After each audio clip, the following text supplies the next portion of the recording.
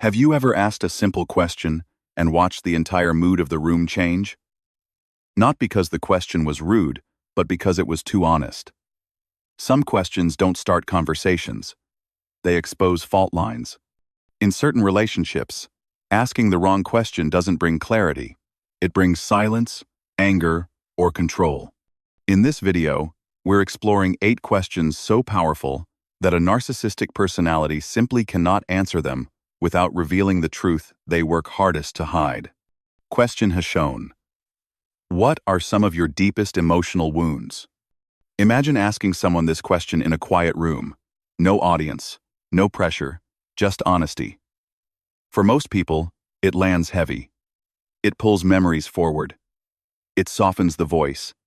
It invites truth. But when you ask this question to a narcissistic personality, something else happens. The air shifts. The eyes harden.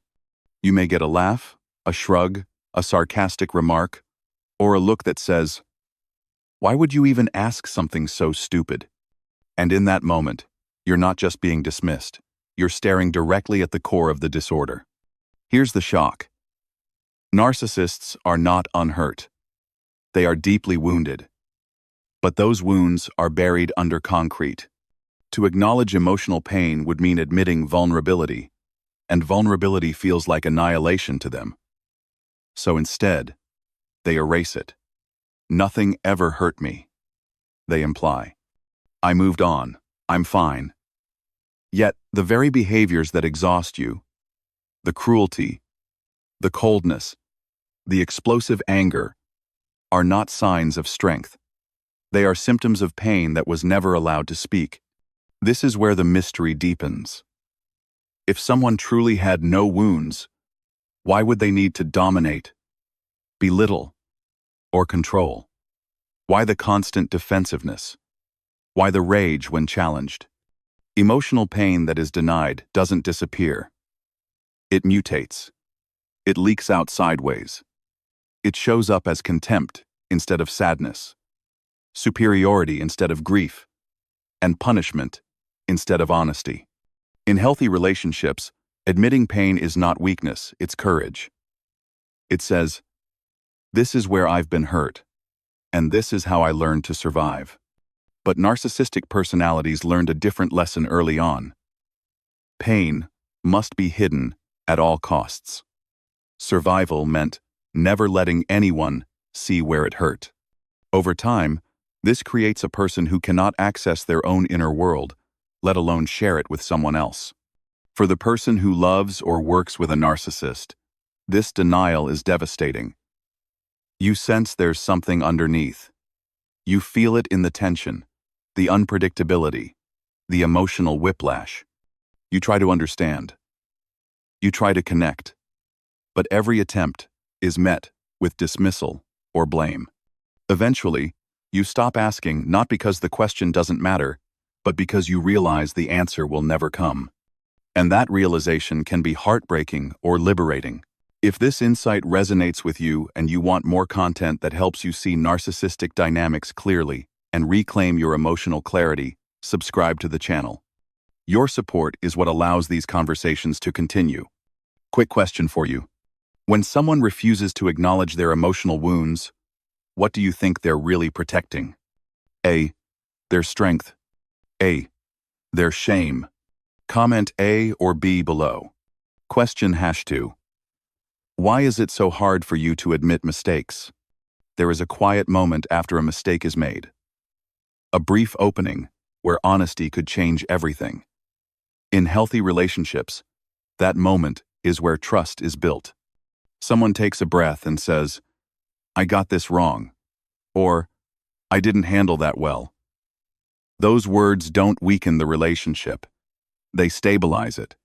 But when you are dealing with a narcissistic personality, that moment never arrives. Instead, it collapses into defensiveness, blame, or silence. For a narcissist, admitting a mistake is not about correcting behavior. It is about survival. Mistakes are not seen as events. They are experienced as identity threats. To say "I was wrong" feels dangerously close to saying "I am flawed." And beneath that lies an even deeper fear. I am not enough. That fear is intolerable. So the mind goes to work, rewriting reality. You may notice how quickly responsibility shifts. The context becomes the villain. Someone else's behavior becomes the cause. Your reaction becomes the problem. Even when the error is obvious, the narrative bends until the narcissist emerges untouched. This isn't stubbornness, it's a defensive reflex, built to protect a fragile sense of self. The cost of this pattern is cumulative. Conflicts never truly resolve because resolution requires accountability. Arguments recycle themselves. Apologies, if they come at all, feel hollow or conditional. Over time, you may start questioning your own memory, your tone, your role. Self-doubt creeps in, where clarity once lived. In environments like workplaces or families, this dynamic is especially damaging. Growth depends on feedback. Repair depends on reflection. When someone cannot admit mistakes, the entire system stagnates. Innovation stops. Emotional safety disappears. Everyone learns to tiptoe around the truth. What makes this so painful is the contrast with healthy repair. Repair says, I see how my actions affected you. It creates space for healing. It restores dignity on both sides. But narcissistic structures cannot tolerate repair because repair requires humility, and humility requires self-stability they do not possess. It's important to understand this clearly. The inability to admit mistakes is not a temporary flaw. It is a structural limitation. Waiting for accountability from someone who cannot access it will only drain you. ATO. S-on. ATO. The clarity comes when you stop asking, why won't they just admit it? And start asking, what am I losing by expecting something they cannot give? That shift is not about giving up. It's about reclaiming your emotional ground. Accountability is the language of mature connection. When it's absent, the silence tells you everything you need to know. Question #3. Why do you feel compelled to impress strangers? There is a moment many people in narcissistic relationships quietly notice but struggle to explain. It happens at parties, meetings, restaurants, or casual encounters with people who don't really matter in the long run.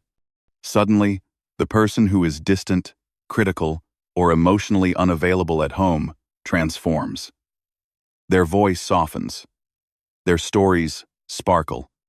Their confidence seems effortless.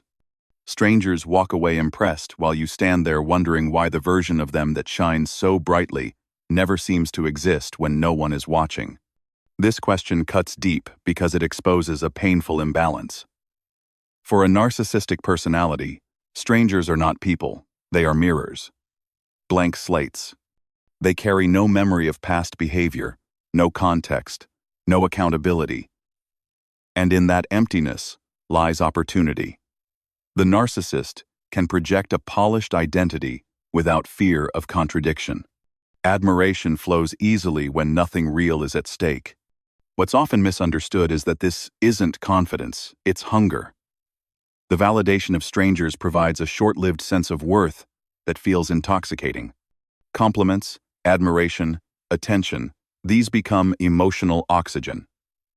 Without them, the narcissist feels exposed, small, and unsettled. So they perform. They embellish. They charm. Not to connect, but to stabilize a fragile inner world. The tragedy is what this does to the people closest to them. You are not dealing with an illusion. You see the whole picture. You've witnessed the inconsistency, the cruelty, the emotional withdrawal. And yet, strangers receive warmth and generosity that you are denied. This creates a quiet but corrosive question in your mind. Why am I never enough to deserve that version of them? The answer has nothing to do with your worth. Intimacy requires authenticity. Strangers don't threaten exposure. You do. The closer someone gets, the more dangerous they become, not because they will harm the narcissist, but because they might see behind the mask. In modern culture, where social media rewards image over substance, this dynamic is reinforced. Curated personas are celebrated. Applause replaces connection, but admiration without truth cannot nourish a stable sense of self. It fades quickly, demanding more and more attention to keep the illusion alive. Real affirmation is quieter. It grows in relationships where both strengths and flaws are visible. It doesn't come from applause, it comes from being known. Narcissistic personalities chase strangers because strangers don't require depth. The painful clarity comes when you realize this. The performance was never meant for you. And once you understand that, you can stop competing with an illusion that was never real to begin with. Question #4. Why do my differences feel like a threat to you? At first, it may seem subtle. A raised eyebrow when you express an opinion. A dismissive tone when you react emotionally in a way they don't expect. Over time, it becomes unmistakable. Your differences are not merely disagreed with, they are resisted, corrected, or punished. What confuses most people is that difference in healthy relationships is not dangerous, it's normal. So why does it feel intolerable here? For a narcissistic personality, difference is not experienced as neutral variation. It is experienced as destabilization. Their inner world is organized around a single reference point: themselves. Their beliefs, emotions, preferences, and interpretations quietly become the standard by which reality is measured. When you see the world differently, it doesn't register as another valid perspective. It registers as a challenge to the structure holding their sense of self together. Empathy requires the ability to step outside oneself and imagine another person's internal experience. That capacity is limited or absent here. Instead of curiosity, why do you feel that way? There is threat. Why are you doing this to me? Your difference becomes proof that you are disloyal, difficult, or wrong. The issue is not what you think or feel. The issue is that you are not mirroring them.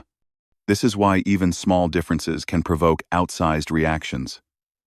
A different emotional response, a different preference, a different boundary. Suddenly, the conversation isn't about the topic, it's about control. You may find yourself explaining, softening, or abandoning your position just to restore peace. Over time, this teaches you a dangerous lesson, that harmony requires self-erasure. What's rarely acknowledged is how exhausting this is. Living in a space where your authentic reactions are treated as problems creates chronic tension. You become hyper-aware of tone, timing, and wording. You anticipate backlash before it happens. Eventually, you may stop sharing altogether, not because you have nothing to say, but because it feels unsafe to say it. In emotionally mature relationships, difference is a bridge, not a battlefield. It invites dialogue. It expands understanding. It strengthens connection. But narcissistic dynamics lack what could be called relational flexibility, the ability to hold two realities at once without collapsing into threat or dominance. When you understand this, something important shifts. You stop trying to prove that your differences are reasonable. You stop defending your right to be yourself. You realize the problem was never the difference, it was the system that couldn't tolerate it. And in that realization, you begin to reclaim something essential: the freedom to exist without apology. Question #5. Do you believe your opinion invalidates everyone else's? There is a specific kind of exhaustion that comes from conversations where you are technically allowed to speak, but never truly heard. You may notice it slowly, almost imperceptibly. Your words are interrupted. Your ideas are dismissed before they fully land. Your perspective is met not with curiosity, but with correction. Eventually, you begin to feel that every conversation is less of an exchange and more of a verdict already decided in advance. For a narcissistic personality, opinions are not viewpoints. They are extensions of identity. To them, believing something is not simply thinking, it is being right. And when being right is tied to self-worth, there is no room left for anyone else's reality. Another opinion doesn't feel like information. It feels like competition. This is why discussions with narcissistic individuals often feel strangely final. Their tone carries certainty. Their conclusions are absolute. Disagreement is treated not as dialogue, but as defiance. You may be accused of being dramatic, ignorant, or difficult, not because your point lacks merit, but because your point exists at all. The issue is never the topic. The issue is that your voice challenges their central position. Over time, this dynamic creates emotional silence. You learn that sharing your thoughts leads to dismissal or conflict, so you soften them. Then you shorten them. Then you stop offering them altogether. What begins as disagreement slowly turns into erasure. You are present, but no longer participating as a full person. In healthy relationships, opinions coexist. They are shaped by experience, culture, emotion, and reflection. Mature connection allows room for, "I see it differently," without turning difference into danger. But narcissistic systems cannot tolerate that uncertainty. Certainty feels safer. Control feels stabilizing. And so conversations become one-sided performances rather than shared explorations.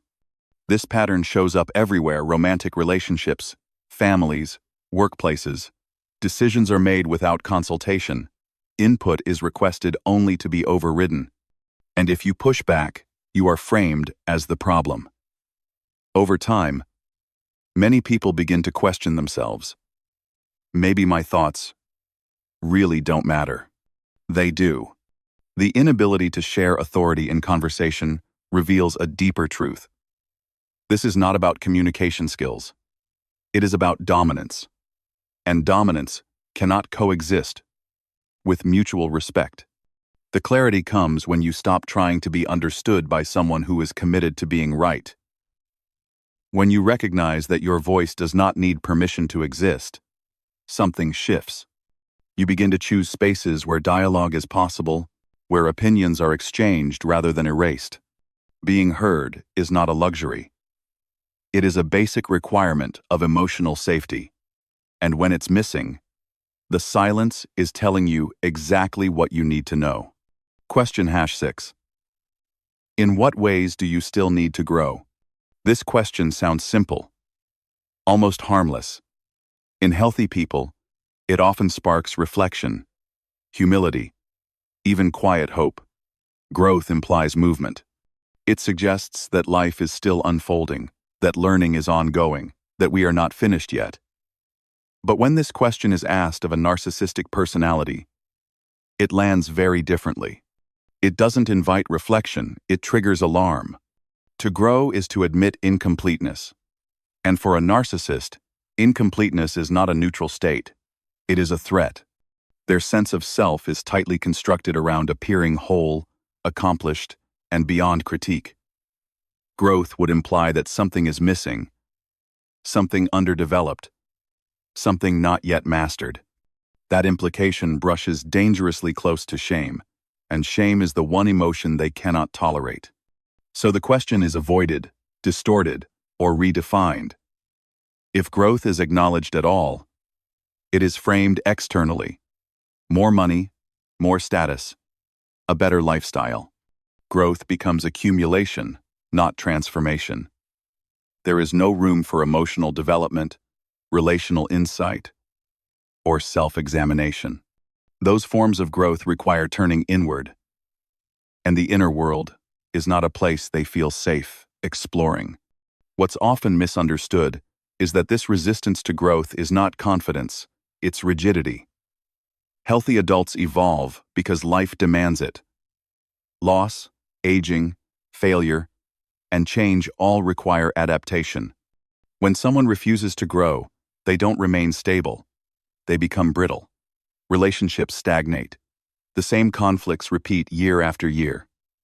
The same emotional patterns play out with different people. For those close to a narcissist, this stagnation is deeply frustrating. You may feel like you're carrying the weight of growth alone, learning, adjusting, reflecting, while the other person stays fixed. You might suggest therapy, conversation, or change, only to be met with defensiveness or dismissal. Over time, hope quietly erodes. The deeper truth is this: growth requires emotional safety within oneself. It requires the ability to say, "I don't have this figured out yet," without collapsing into self-contempt. Narcissistic personalities were never taught how to hold that uncertainty. They learned instead to perform certainty, to armor themselves against self-doubt, and to mistake that armor for strength. But real strength is flexible. It bends. It adapts. It allows the self to be a work in progress. When you understand this limitation, the question shifts. You stop asking why they won't grow, and you start asking where your own growth is being blocked by waiting. Growth doesn't require mutual participation, but mutual growth does. And sometimes, the most profound growth comes from recognizing when someone else has stopped. Question #7. If I frustrate you so much, why do you keep coming back? This question often rises after a cycle that no longer makes sense. You hear how difficult you are, how exhausting, how disappointing. You're told directly or indirectly that you are the source of their irritation, their anger, their dissatisfaction. And yet, despite all of this, they return. They re-engage. They provoke another conversation, another conflict, another emotional storm. At some point, a quiet question forms in your mind. If I'm really the problem, why won't you leave me alone? In healthy dynamics, frustration leads to distance, reflection, or resolution. People either repair what's broken or move on. But narcissistic dynamics operate on a different fuel source. What looks like dislike is often dependence in disguise. The conflict itself becomes the connection. For a narcissistic personality, emotional reactions are currency. Anger, defensiveness, tears, explanations. These responses create a sense of power and relevance. When you react, they feel significant. When you struggle, they feel superior. When you try to explain yourself, they feel central. Your frustration feeds a dynamic that reassures them they matter. This is why peace feels strangely threatening in these relationships. Calm doesn't offer stimulation. Mutual respect doesn't reinforce hierarchy. Emotional stability doesn't provide a mirror for superiority. So tension is stirred. Criticism appears out of nowhere. Old issues are resurrected, not because they want resolution, but because they want engagement. Over time, this creates a painful confusion for you. You may start believing that conflict is intimacy, that tension is connection, that emotional labor is proof of love. You work harder. You explain more. You give more of yourself, hoping that eventually the friction will stop. But it doesn't, because the friction is the point. What's rarely acknowledged is how draining this becomes. Living in constant emotional readiness wears down your nervous system. You anticipate the next complaint, the next accusation, the next withdrawal. And yet, stepping back feels risky because you've been trained to believe that disengagement will make things worse. Here is the difficult clarity. They keep coming back not because they want closeness, but because they want control. Your emotional availability keeps the dynamic alive. When that availability disappears, the relationship loses its function for them. This is why boundaries feel so disruptive. When you stop reacting, stop explaining, stop defending, the cycle falters. And that moment can feel terrifying, but it's also revealing. The question is no longer why they keep coming back. The real question becomes, what happens when you stop feeding what hurts you? Question #height. Why do you shut down or go silent? At first, the silence feels confusing. A conversation is unfinished. A disagreement is unresolved. You're mid-sentence or mid-feeling, and suddenly the connection disappears. Messages go unanswered. Eye contact fades. The emotional temperature drops so sharply that you're left wondering if you imagined the closeness that existed just moments ago. Silence settles in, heavy and unsettling, demanding your attention without offering any explanation. In healthy relationships, silence can be restorative. It creates space to calm down, reflect, and return with clarity. But in narcissistic dynamics, silence is rarely about reflection. It is about control. Shutting down becomes a way to avoid vulnerability while still maintaining power over the emotional field. For a narcissistic personality, open emotional dialogue is dangerous terrain. It risks exposure.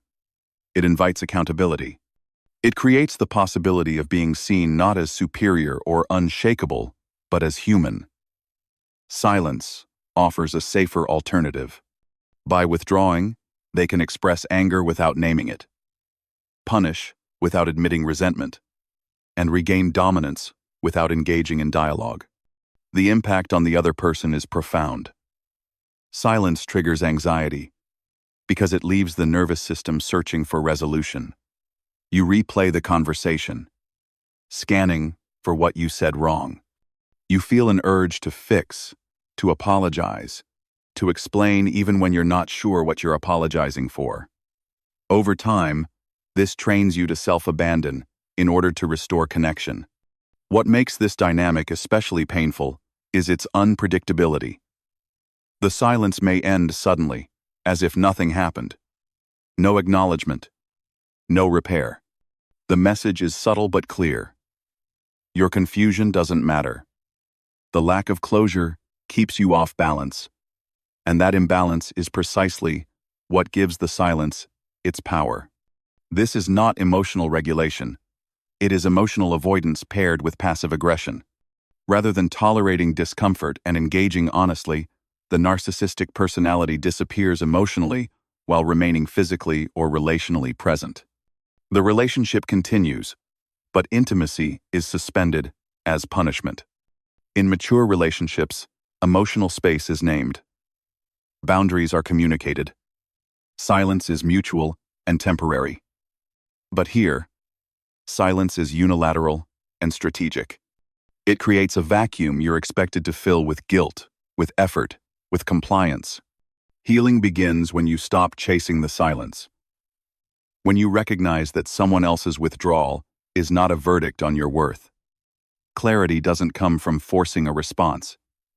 It comes from observing the pattern. Silence, in this context, is not absence. It is communication.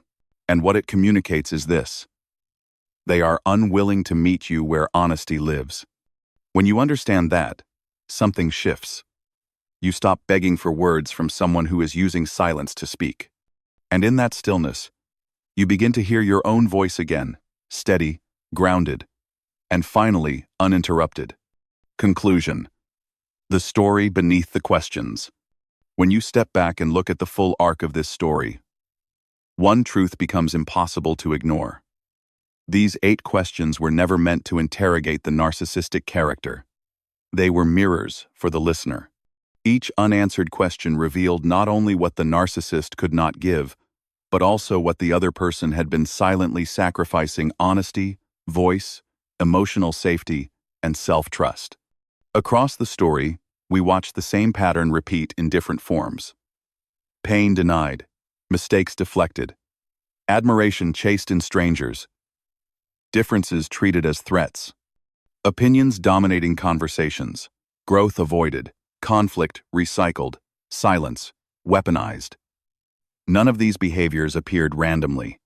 They were all survival strategies built around fear, fear of shame, fear of exposure, fear of being seen as human.